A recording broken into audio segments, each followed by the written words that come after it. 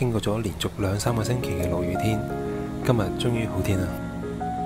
雖然唔係好中意落雨，不過都有佢嘅好處嘅。香港嘅水塘就可以裝到滿一滿。而我一直有啲好奇，到底水塘排洪嘅時候會係點樣呢？所以膽粗粗過咗嚟大潭水塘呢度睇下啦，探一探究竟。我哋先認識一下大潭水塘。水塘喺1888年至1917年分階段落成嘅。整個大潭水塘係由大潭上水塘、副水塘、中水塘同大潭篤水塘組成。建成之後成為港島食水供應支柱。隨住食水供應得到改善，香港市區嘅範圍亦都由中西區伸延至港島東部。先講一講條路線先。我哋由大潭篤水塘出發，終點為大潭上水塘，全程大約行1個鐘嘅。今次條路線都算舒服嘅，只係過咗中水塘之後呢，就要上一上斜，行大約15至20分鐘到啫。除此之外，都係平路居多。上到去可以選擇翻去大潭郊野公園南門走，或者去鰂魚涌嗰邊走都得。如果喜歡嘅話，可以去黃泥涌水塘，或者行下大潭郊野公園都得，任君選擇。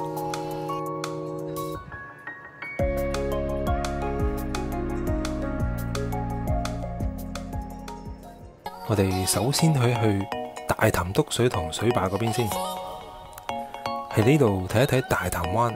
大潭灣兩邊有頗長嘅夾角半島，連接嘅濕地孕育咗香港島唯一一片紅樹林。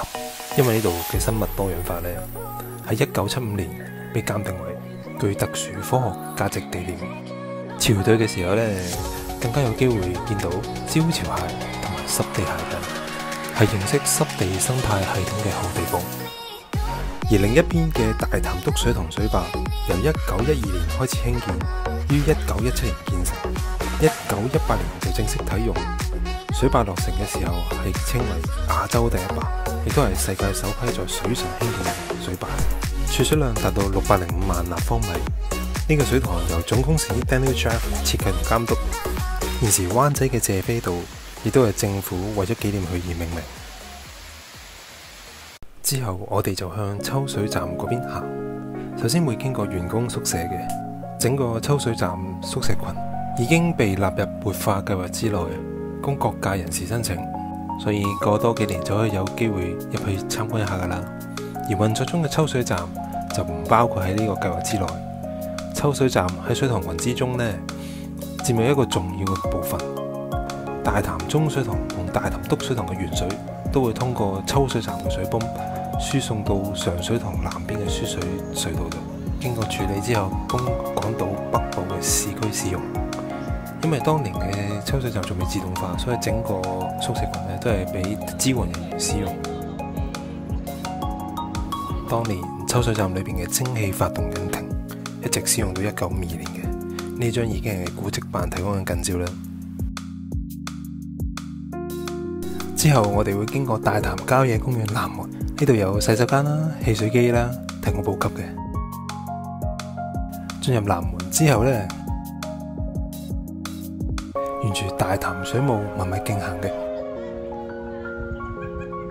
首先會經過大潭篤水塘，水塘西邊起咗4條英式嘅石橋，每一條都各具特色。面前呢條就採用半圓形拱門設計，而其他3條離地較高嘅就採用扁圓拱門設計啦。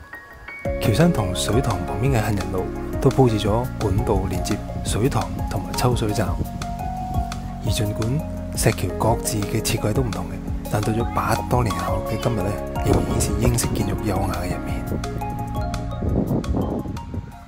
中水塘於1907年建成，而且擁有69萬立方米儲水量。見到呢個指示牌，我哋就差唔多到啦。隨住當年人口嘅增長，上水塘同副水塘嘅儲水量未能足以應付社區嘅需要，政府就決定展開大潭水塘擴建工程，所以就決定興建中水塘。由於其位置低過上水塘南邊嘅輸水道進水口，所以中水塘原水係需要經過管道輸往抽水站，再連同大潭篤水塘嘅原水，崩上去上水塘南邊嘅輸水道。除咗呢樣之外，中水塘喺建成之後70年，基於安全嘅理由，將水壩溢洪度降低咗3米。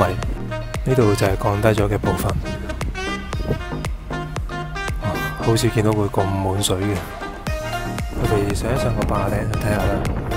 而家雖然滿一滿，但係1963年嘅時候，香港曾經經歷最嚴重嘅制水，中水塘嘅水位曾經見過底嘅。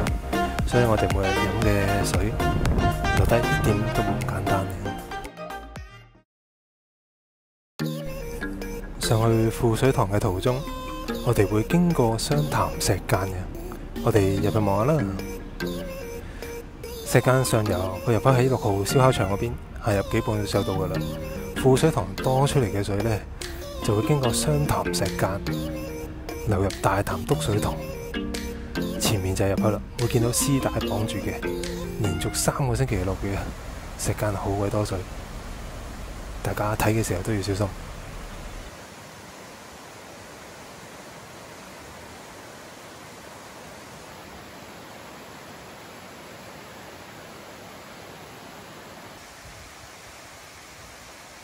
富水塘喺1904年建成，儲水量係8萬立方米。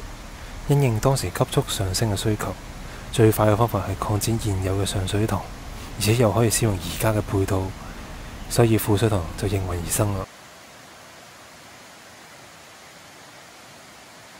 而香港同佢同一類型嘅水塘就有九龍富水塘，設計上都係九龍水塘嘅伸延，並收集去日出嘅源水，英文都係稱為 Bywash Reservoir， 而其中 Bywash 就有溢洪道嘅意思啦。面前呢，就係富水塘旁邊嘅行人路，行人路下邊就係富水壩啦。而喺水壩中間就有個水制房，水制房係用嚟調節水塘中嘅水量，當需要維修同埋水量過多嘅時候，就會適當咁樣調整，以應付當時嘅需要。行人路嘅設計亦都方便咗維修之用，而家當然仲更加成為我哋欣賞水塘嘅好地方啦。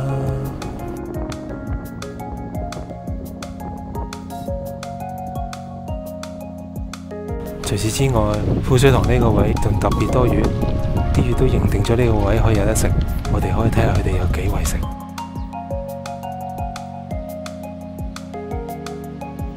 行到呢度就係上水塘石橋啦，石橋橫跨咗以前嘅上水塘溢洪道，溢洪道右邊就係上水塘，左邊就係富水塘。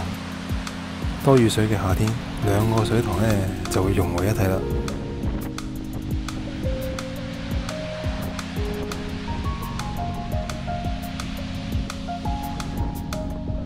行過少少就見到輸水道，輸水道同石橋成一直角，將集水區嘅雨水引入上水塘，而呢度亦都非常之方便。沿住右邊嘅路行呢，就可以去到陽明山莊同埋黃泥涌水塘，而沿住左邊嘅輸水道就可以去到淺水灣或者紫羅蘭山嘅。大潭上水塘喺1888年建成，係香港第2個水塘。當年香港人口迅速嘅增長，第一個水塘薄扶林水塘1869年建成之後，食水好快就供不應求。但係大潭水塘選址同市區距離好遠，需要克服長距離嘅輸水問題。同時因為當時嘅財政問題呢，所以都擱置咗一排。但人口增長同埋衞生嘅問題，到咗1883年都終於重新啟動大潭水塘計劃。第一期計劃呢，就包括現在身處嘅大潭上水塘。喺1888年建成嗰陣呢，係當時規模最大嘅水壩建築物，食水儲水量呢就達到149萬立方米，係薄扶林水塘嘅4倍。同時同上水塘同時間興建嘅，仲有我哋而家喺水塘兩邊嘅樓梯落去嘅輸水道隧道進出口，落完樓梯之後轉右，前邊就係水塘記錄儀器房啦，同埋輸水隧道嘅進水口。輸水隧道首先喺1888年建成嘅，30年之後喺輸水隧道之外興建咗小型記錄儀器房去監測水流嘅。輸水隧道全長2.2公里，以人手開鑿，貫穿多座山峰。而出口就喺大坑道瑪利亞小學附近，經寶雲道底下鋪設嘅輸水道輸送到而家已經拆毀咗嘅亞賓尼谷水庫。而其中一段21孔拱卷段亦已經被列為香港嘅法定古蹟。唔好講咁多住，休息一下，上返呢段樓梯先再講。回程嘅時候喺富水壩附近會見到一個石碑，佢有個名堂嘅，就叫做群大路里程碑，上面寫住同維多利亞城嘅距離，而維多利亞城亦都叫做群大路，指嘅係西環至到銅鑼灣一帶。有傳群大路呢個名呢，係為咗紀念一個疍家女阿群，當年帶領英國人由赤柱去到中環而嚟嘅。而當年政府亦都將呢個故事呢設計成阿群大路圖，應用喺我哋嘅勳章同旗幟上邊。過咗1959年先至俾另一個設計取代。仲有匯豐銀行亦都曾經發行包含咗香港公印嘅紙幣，而公印上面亦都有阿群大路圖。呢啲都係英式嘅飲水思源。好啦，今日都差唔多啦，拜拜。